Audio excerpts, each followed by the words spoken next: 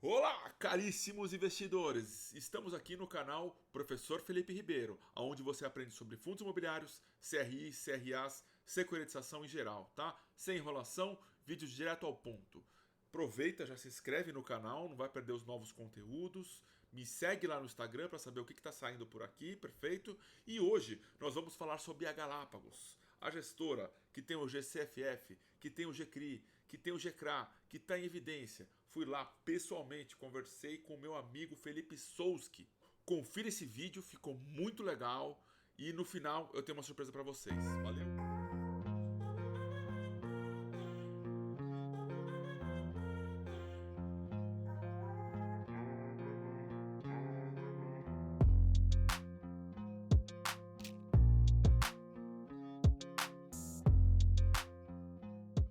Boa tarde, queridos amigos do Felipe Fins. Estamos hoje aqui com a possibilidade de poder falar com a Galápagos.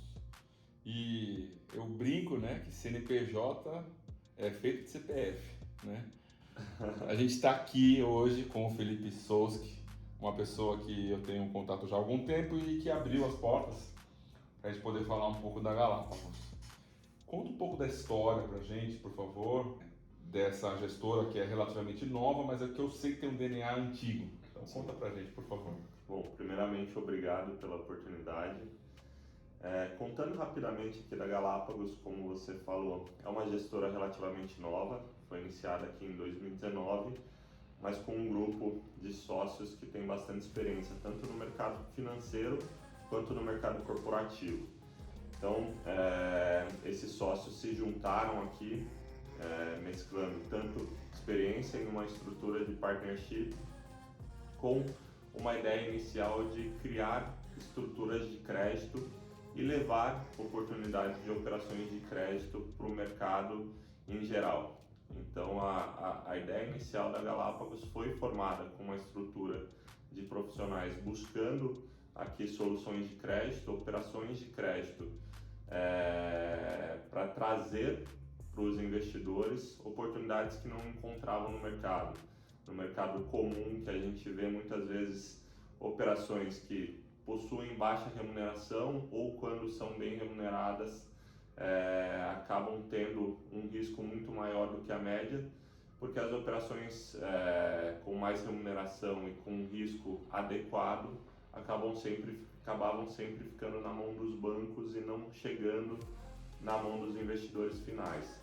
Então a gente criou uma estrutura para trazer essas oportunidades que muitas vezes ficavam somente com grandes bancos ou com investidores com um grande volume de investimentos, trazer essas operações para o público em geral.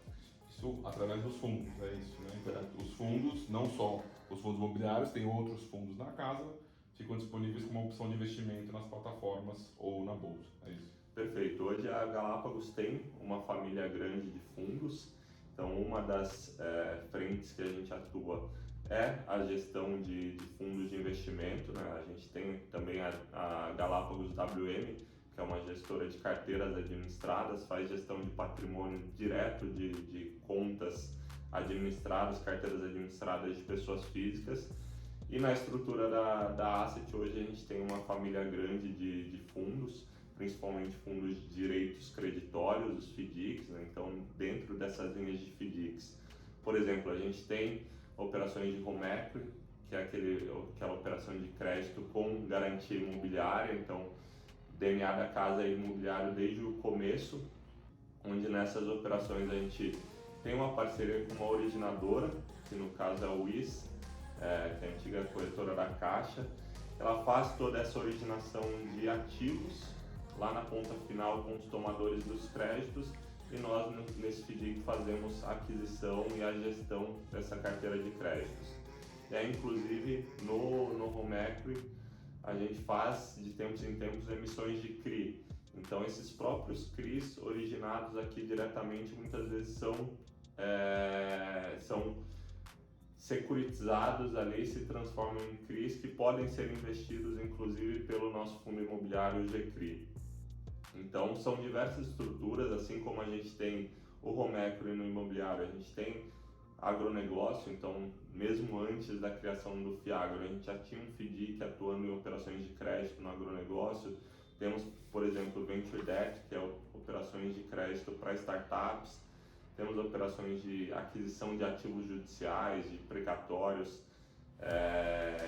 onde esse FDIC compra essas ações e busca ali, muitas vezes resolver questões judiciais que estavam demorando muito mais tempo.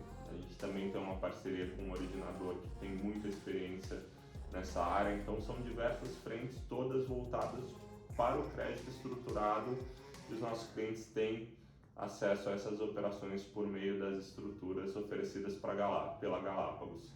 E aí a forma de levar isso para o grande varejo, para os investidores em geral, foi por meio dos fundos imobiliários, né? Os fundos imobiliários se tornando aí um veículo de investimento cada vez mais conhecido. Então eu vim para cá no começo de 2020 para estruturar a área de no auge da pandemia. No auge da pandemia, para estruturar a área de fundos imobiliários aqui, porque eu via dentro dessa estrutura que já existia, que já estava sendo formada na Galápagos, eu vinha bastante oportunidade de levar essas operações para o mercado em geral, em forma de operações bastante atrativas para aquisição pelo nosso fundo imobiliário e posteriormente pelo Fiagro. Então, como vocês podem ver, a gente está falando, né, de uma opção de investimento que está sendo construída, certo? Então tem os fundos, tem os FDICs, os fundos imobiliários, tem os FDICs, e são instrumentos que a Galápagos está se utilizando, né? Mas, como eu já falei anteriormente, por trás desses instrumentos tem as pessoas. Como é que vocês estão com as pessoas aqui? Como é que quantidade de pessoas nas áreas? Você, pelo que eu entendi, pelo que eu sei, você é o head da área de fundos imobiliários. Quantas pessoas tem debaixo de você? Conta um pouco desse lado para as pessoas não olhar só para o ticker, né? Agora as pessoas vão ver a cara das pessoas, né? Como é que vocês estão estruturados? Não, legal. A Galápagos, eu comentei até que é um partnership, então todos que estão aqui dentro ou já são sócios ou almejam ser sócios, e a definição de quem é sócio, quem vai se tornar um sócio ou quem vai aumentar a participação é de acordo com a avaliação. Todos os anos a gente tem essa avaliação anual e conforme performance de cada um dos funcionários aqui dentro, você tem essa possibilidade de se tornar sócio ou aumentar a sua participação. Hoje a gente tem mais de 100 pessoas trabalhando em toda essa estrutura, então tanto na visão da asset, como gestão de fundos, quanto na gestão dessas carteiras administradas. E aí nas carteiras administradas inclui também o time comercial, né, que está no atendimento no dia a dia, e também toda a estrutura para que a gente faça essa originação e estruturação direta de operações. Então, por exemplo, hoje no meu time, envolvidos diretamente ali de alguma forma com algum dos fundos, a gente pode dizer que tem mais de 10 pessoas. Por quê? A gente tem pessoa olhando o tempo todo o fundo de fundos, e a todo momento fazendo discussões aqui em comitê. Inclusive no nosso comitê a gente tem um membro independente que participa de todas as discussões, que é o Fábio Nogueira, que é o fundador da Brazilian Securities lá atrás, então um dos pioneiros tanto em fundos imobiliários quanto em estruturas de securitização no país.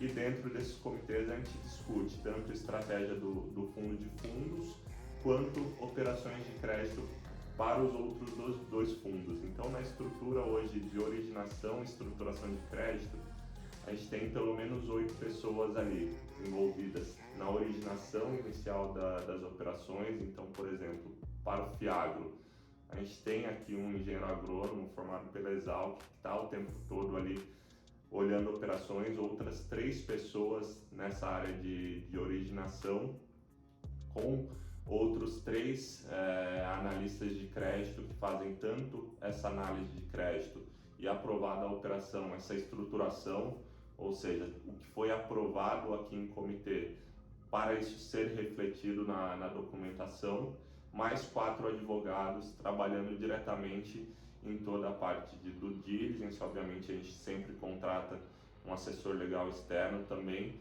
mas temos a nossa equipe interna também revisando todo esse processo de due diligence, participando de toda a elaboração da documentação. Então, diretamente envolvidos tanto na gestão do fundo de fundos no dia a dia, quanto na estruturação de operações de CRI e CRA, que vão ser direcionados para os nossos fundos imobiliários e FIAGRO.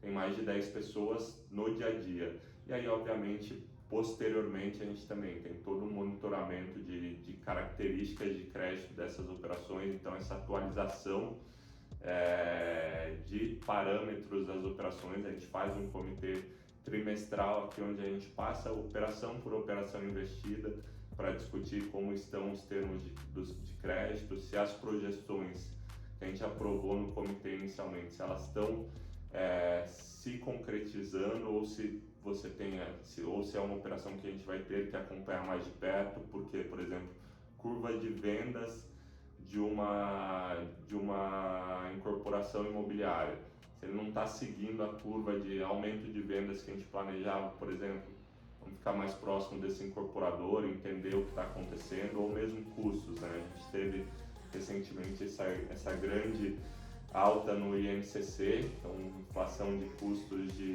para construção, então isso afetou bastante alguns incorporadores, então isso fez com que nos aproximássemos muito mais de algumas operações que estavam ali em fase de construção. Então todo esse monitoramento a gente faz bem de perto também, isso sempre num comitê trimestral que participam mais de 20 pessoas aqui da estrutura.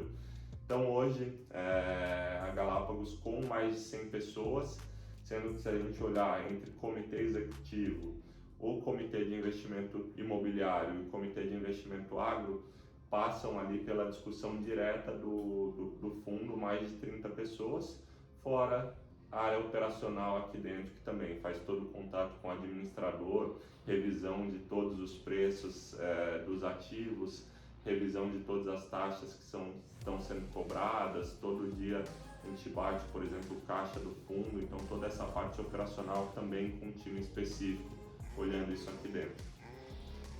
Vou fazer uma pausa aqui, tá?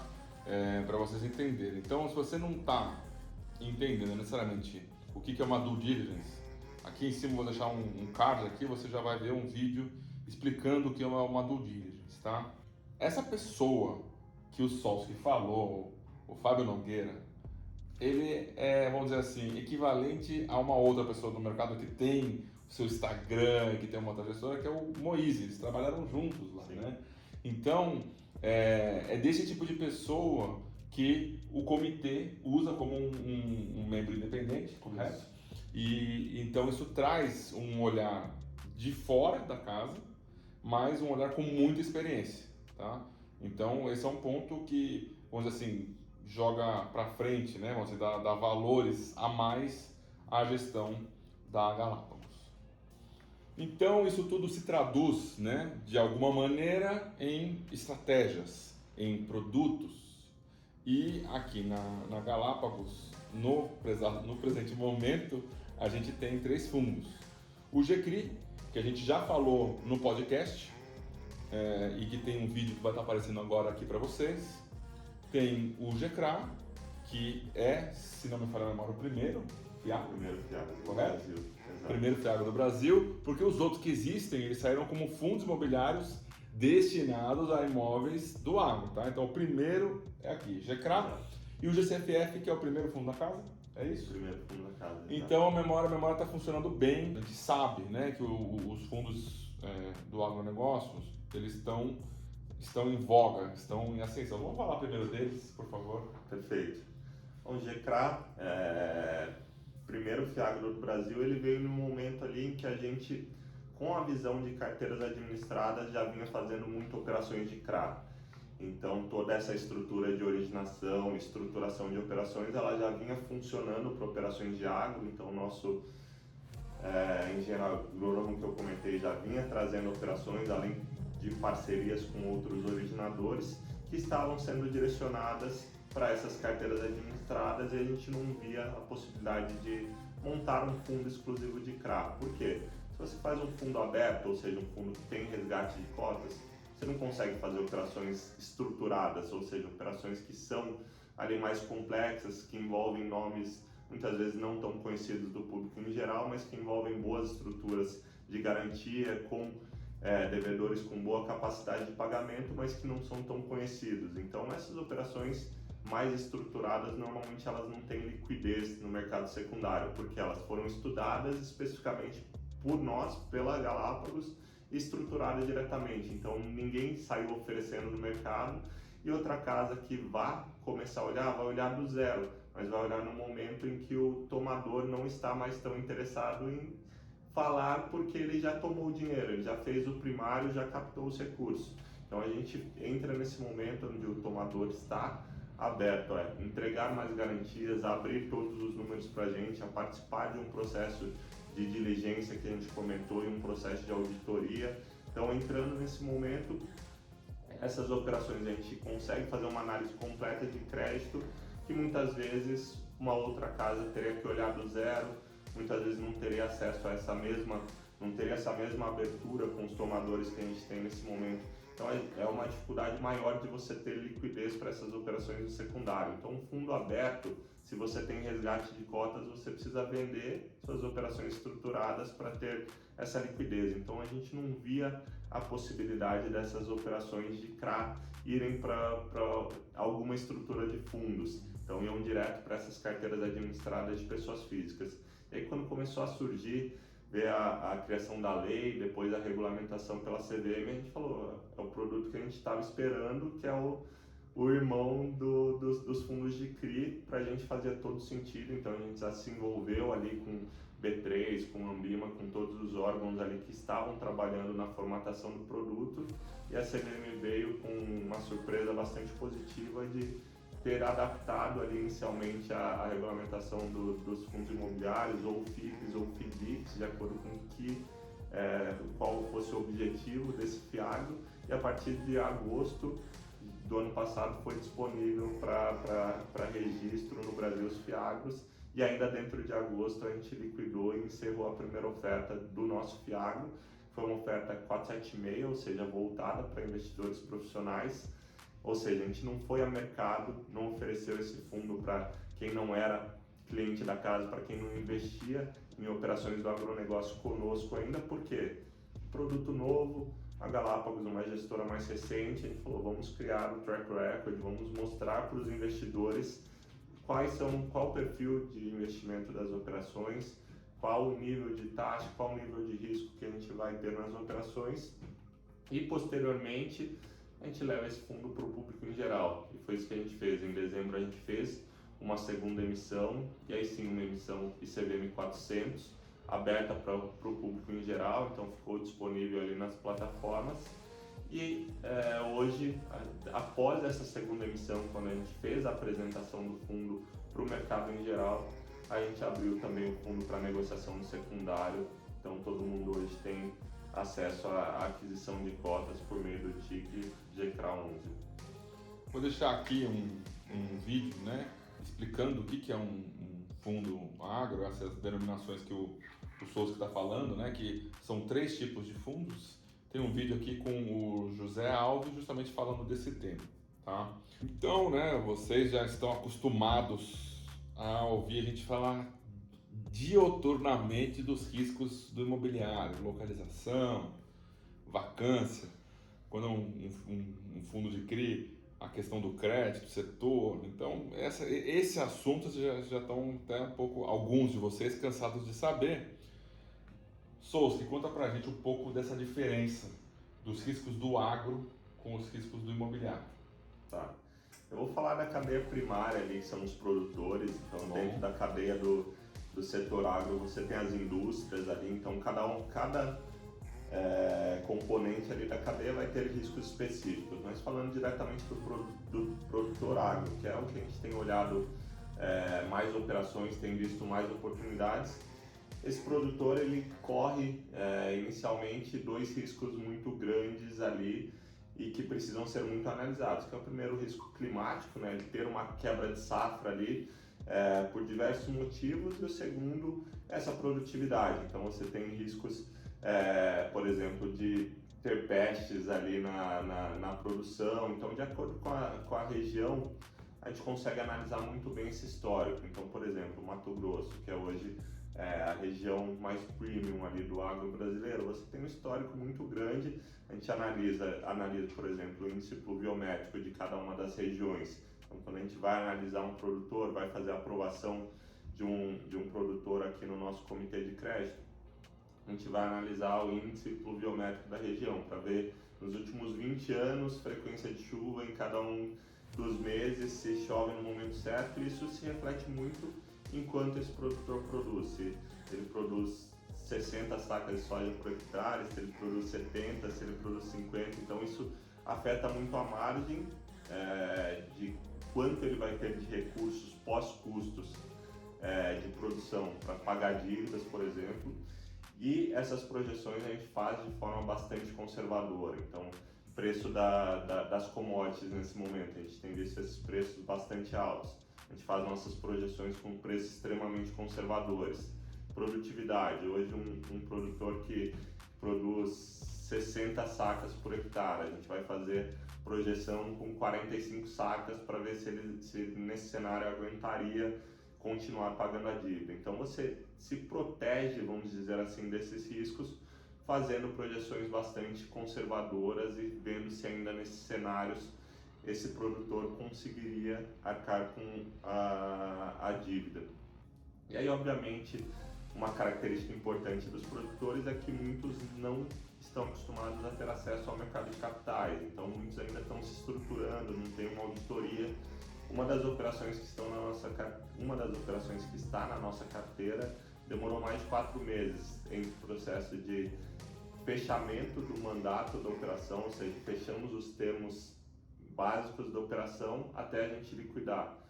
Por quê? A gente fez uma auditoria completa em cima de todos os números desse tomador, inclusive abrir conta corrente da empresa e questionar transação por transação de volumes relevantes, o que era cada um, para entender se realmente os números deles que a gente estava analisando estavam corretos. Então tem toda essa parte de você fazer uma diligência que muitas vezes no imobiliário você está lidando ali com incorporadoras mais sólidas, mesmo as pequenas já estão acostumadas com crédito ali num modelo um pouco mais sofisticado, então eles já têm todo esse processo de auditoria. Então no agro, muitas vezes você não tem essa estrutura pronta ainda nos tomadores. Um tema que é muito, muito diferente dos CRIs e do crédito imobiliário para o crédito do agronegócio é a questão da revolvência, que nós já falamos nesse vídeo aqui, e que agora a gente vai pedir a visão do credor, né? Solski, fala pra gente da visão do credor a questão da revolvência. Bom, só para explicar um pouco da diferença da revolvência aqui no agro, basicamente o crédito aqui para os diferentes credores, ele busca resolver um descasamento de fluxo de caixa, né? Um momento que o tomador precisa de recursos e lá na frente que ele deve receber de volta os recursos de um determinado projeto.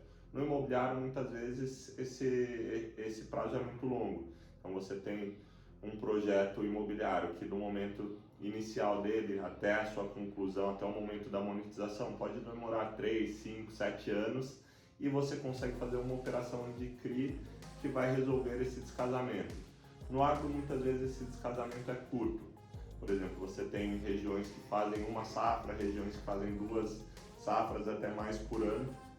E a cada safra você tem um descasamento, onde inicialmente os tomadores, os produtores precisam de recursos para comprar fertilizantes, comprar sementes, para plantar, e eles vão receber os recursos no momento da entrega do produto. Pode ser simplesmente 4, 6 meses depois desse momento inicial. Então é um curto espaço de tempo, e para fazer uma operação tão curta assim no mercado de capitais, onde a gente tem todos esses custos envolvidos, por exemplo, com a securitização, todo um processo de diligência, como a operação que eu comentei que demorou 4 meses para ser feita, muitas vezes não vai fazer sentido para o tomador ter esses custos para uma operação de 6 meses. Então, o que a gente faz? Uma operação mais longa, mas como se fossem operações pequenas, curtas operações ao longo dela. Então, vamos dar o exemplo de uma operação de 5 anos, de um produtor que faz uma safra só por ano em determinadas regiões do Brasil. A gente vai olhar isso como 5 créditos diferentes, mas sem desmontar a operação. Então, é um CRA de 5 anos, que ele inicialmente, vamos supor, tem 130% de índice de cobertura de recebíveis. A gente libera os recursos e no momento que esses recebíveis são pagos, eles são pagos na conta da operação. Então, os recursos estão lá dentro.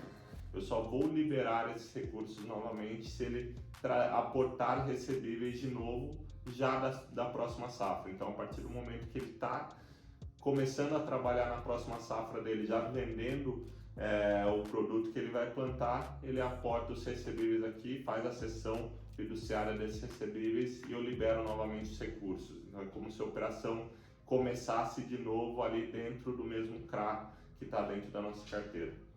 Então, agradecer aqui imensamente a possibilidade de estar aqui hoje na Galápagos, visitando o escritório de vocês. Eu sei o que eu estou falando aqui porque eu já vi o Souski fazendo. Ele é uma pessoa que está nos grupos que tem de fundos imobiliários. Eles têm uma política que eu sei que acontece, que é de estar atendendo todos os investidores dentro do tempo possível, né? Sim. Então, assim, não deixem que o gestor fique longe de vocês, traga ele para perto. Então, mandem perguntas, tem os fóruns, né, que eu sei que eles também monitoram. Então, tragam essa possibilidade do gestor estar próximo de vocês e um gestor que está aqui disponível, certo? Eu fiz o levantamento para poder fazer uma análise de uma gestora e ele foi o único que se dispôs a fazer sem necessariamente o nome estar entre os 3 primeiros votados. Então, isso tem valor, certo? Então, Boa. valeu, Souski. Obrigado. Valeu. Deixa aqui embaixo nos comentários se você gostou, se você gosta desse formato, se você gostaria de ter visto outras coisas que você não conseguiu ver aqui. E manda suas perguntas que eu também posso fazer um compilado e mandar diretamente para eles e aí eles encaminham para vocês. Perfeito? Muito obrigado, valeu. Até o próximo vídeo. Obrigado. Então, vocês acharam que eu estava esquecendo de vocês. Não, conforme prometido, aqui embaixo na descrição do vídeo, eu vou deixar um documento com um compilado de informações que a gente levantou aqui nessa conversa que a gente teve com o Souski e algumas coisas que eu peguei lá no site do Clube FII e nos relatórios gerenciais e também no site da gestora, perfeito? É um compilado resumindo e dando entendimento do que a gente consegue ver como investidor também, tá? Eu não vou deixar esse link nem lá no Instagram, nem lá no Telegram, vai estar só aqui para você que veio ver esse vídeo. E deixa o like, se inscreve no canal, é muito importante para mim, tá? Para poder ver se eu vou continuar fazendo esses tipos de vídeos. E comenta falando, pô Felipe, esse documento que você mandou aí não ficou legal? Não, ficou muito bom o documento, mas dá para colocar mais coisas? Esse vídeo faltou tal aspecto da gestora. Coloca aqui para eu poder continuar fazendo esses vídeos. Um abraço e até a próxima.